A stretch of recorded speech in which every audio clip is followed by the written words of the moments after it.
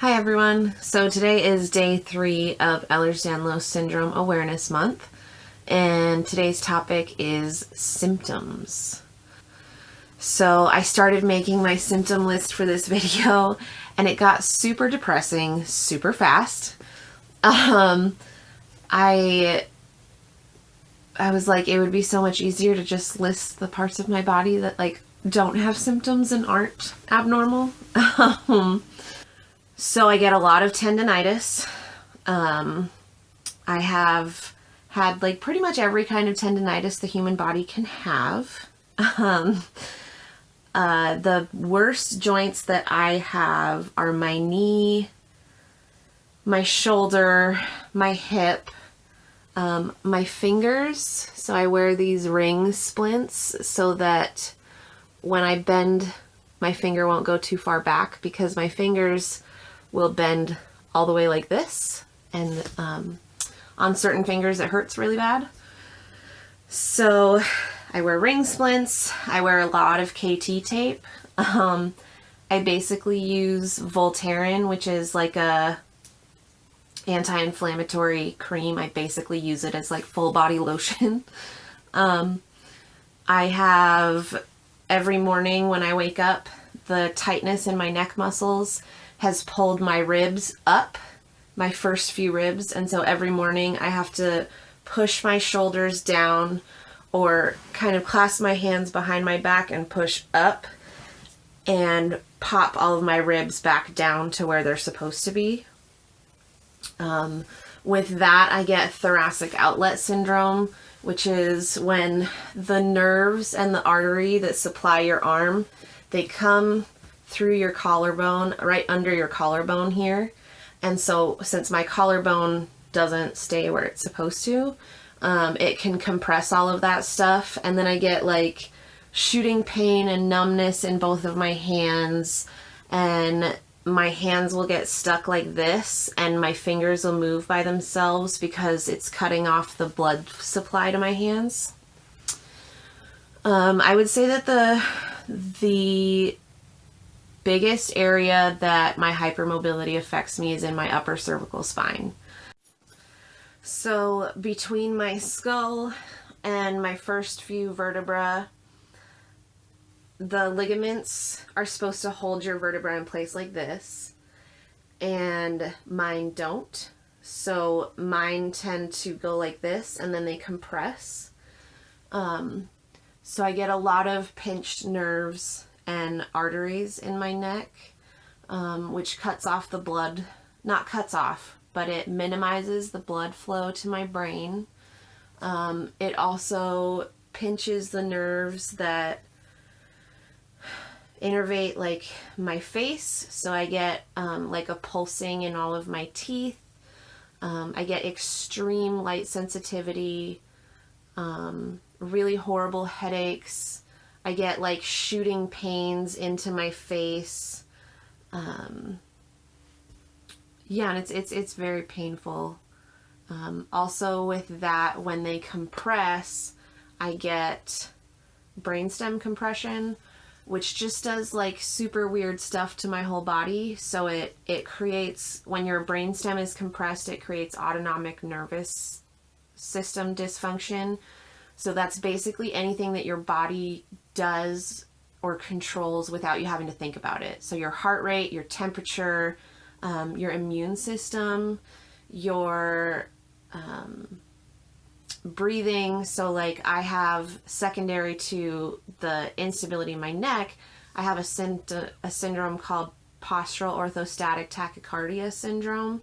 And that basically means that when I change positions, so when I go from like laying to standing, or laying to sitting, or sitting to standing, I get super, super dizzy because all of the blood pools in my legs and it's not circulating everywhere.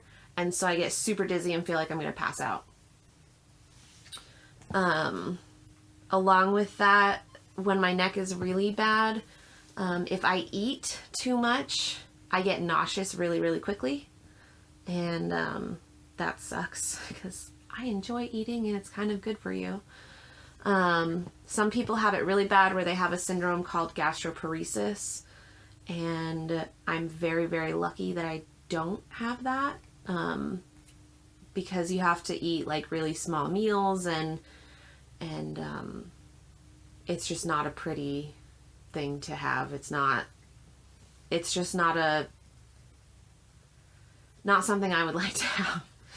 Not that I want to have any of this, but let's see what else. So I get black spots in my vision with that. I also get what looks like static in front of everything I look at. When it gets really bad, my vision in my right eye gets super blurry. I get tinnitus, which is like a ringing sound in my ears, and then I'll also just like lose the hearing in my ear for like 45 seconds to like 2 minutes. And all of that's really freaky. I've experienced these things like my whole life, and I just thought that I was crazy, because when I talk to other people about it, they're like, no, I don't have that. You're weird. So I get, let's see, what else? I have a whole list here. So I do have a little bit of dysmotility in my intestines. So it's basically like your intestines just don't work as fast as they should. It really sucks. Like it's painful, and it's annoying, and there are days when I'm like super, super hungry and can eat everything, and then there are days when I'm just like, if I put that in my mouth, I'm gonna vomit. Oh, let's see. So with the other intestinal thing I have is I have a hiatal hernia.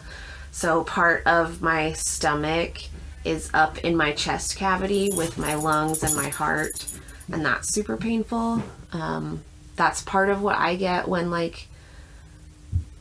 I eat a lot, and like, or even like sometimes small amounts, and it just hurts really bad. Like it feels like chest pain, like almost like a heart attack. Let's see, I have chronic fatigue. It's not like what people think it is. Like normal people are like, oh, you're just tired all the time. I'm like, no, like I feel like I literally don't have the energy to hold my body up. Like I just need to lay down all the time. Radiculopathy and neuropathy. So radiculopathy is basically the same as neuropathy, but it's like a pinched nerve that causes pain, but radiculopathy is pinching at the nerve root, which is usually somewhere in your spine, whereas neuropathy can be like a pinched nerve in your elbow that causes shooting down your hand. But I have the pinched nerve in my spine, so it shoots down both hands. And then I get like burning or tingling and numbness, and that can get it can just really get in the way, because like I can't use my hands, and that's kind of necessary for life. I have mildly stretchy skin. So a lot of people with EDS have like super stretchy skin, but mine's only a little bit. I guess like most people can't do that, but I don't know. Let's see, I have really poor wound healing. So when I get like surgery or a cut, even, like it turns into like a pretty big scar. I scar just from having, you probably can't see this, but I scar just from having like IVs or blood draws. So I get a lot of scarring, and then my wounds also just heal really slowly. I really believe in talking about stuff that might make people uncomfortable, because that's like a part of life. Like we all have like things that make us uncomfortable, and we all have things that like we're taught as a society not to talk about, because it's like those are private issues. So I had a hysterectomy when I was 24 because of my endometriosis. And so when they take out your uterus, and they sew up the end of your vagina like a tube sock. And so the first time I had sex after having my hysterectomy, I waited the proper length of time that they told me to wait, but at that point I wasn't diagnosed with the Ehlers-Danlos syndrome. And so the first time I had sex, I broke that cuff and ended up in the hospital for 5 days with IV antibiotics and full-blown peritonitis, which is an entire abdominal infection. Because that wound didn't heal the way it was supposed to. That tissue, so that's connective tissue. That's part of what makes Ehlers-Danlos syndrome a problem, is that connective tissue is too weak. So I had sex and it just became a really big problem. I think the last thing that I wanted to mention is, a special note about mental health disorders. So I think that, I don't know if it's kind of like the chicken and the egg, right? So like, does having chronic pain cause depression? A lot of doctors will look at you and say, oh no, your depression is what's causing your pain. And I'm like, go fuck yourself. I believe that like when I'm depressed, I don't handle the pain that I have as much, but like I don't think that my depression causes my pain. I also have ADHD.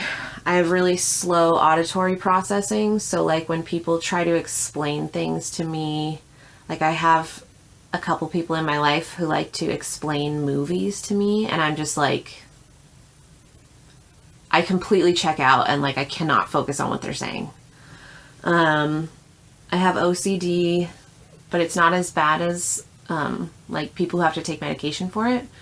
I really enjoy, I kind of obsessed that like things have to be on an even number. Things have to happen like the same on each side of my body. So like if someone accidentally touches like my shoulder, I have to like do it the same way on the other side.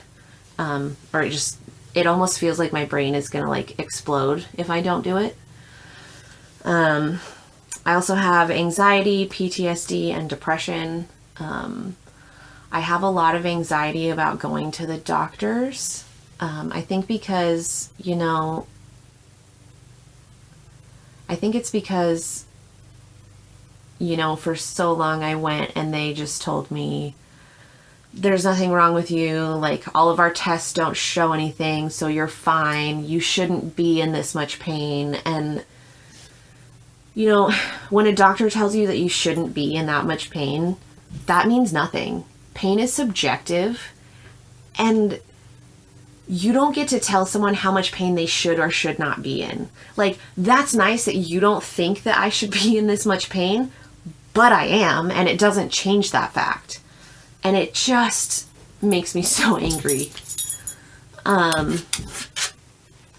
Yeah, I think that that's all of my symptoms.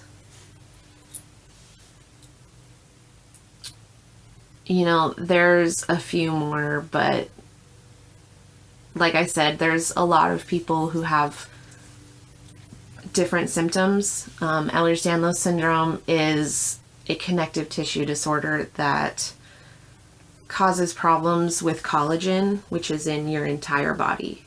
So it can affect any system in your body, your organs, your blood vessels, your muscles, your tendons, your joints. It affects everything. And so everyone is a little bit different in how it affects them. But these are my symptoms, and, this is kind of what I live with on a daily basis. I hope that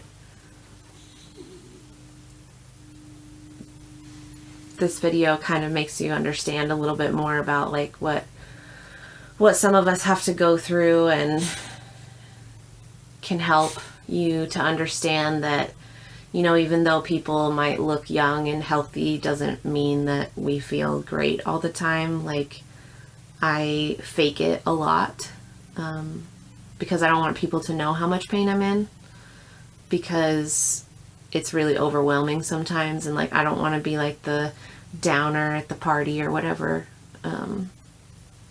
Yeah, so all of this month is Ehlers-Danlos Syndrome Awareness Month, and if you have a zebra in your life, send them some love. Thanks.